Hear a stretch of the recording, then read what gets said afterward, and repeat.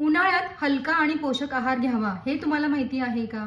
उन्हाळ्यात भूक कमी लागते, शरीरामध्ये काही नैसर्गिक बदल होत असतात आणि घामाद्वारे शरीरातील पाणी आणि इलेक्ट्रोलाइट्स वाया जातात.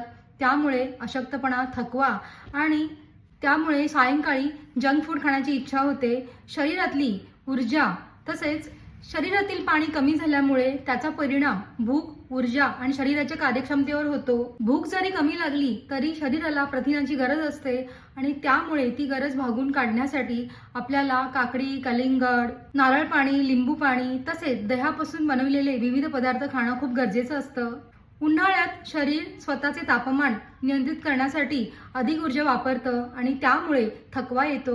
यामुळे पचनक्रिया सुद्धा मंदावते आणि अनेक जण पॅक फूड किंवा मिठाई किंवा शीतपेय अशा पदार्थांकडे वळतात. त्यामुळे वजन सुद्धा वाढतं आणि पचनाच्या विविध समस्या उद्भवतात. त्यामुळे महत्त्वाचं म्हणजे शरीरामध्ये पाण्याचं प्रमाण आणि इलेक्ट्रोलाइट्सचं प्रमाण याचा समतोल राखणं खूप महत्त्वाचं आहे.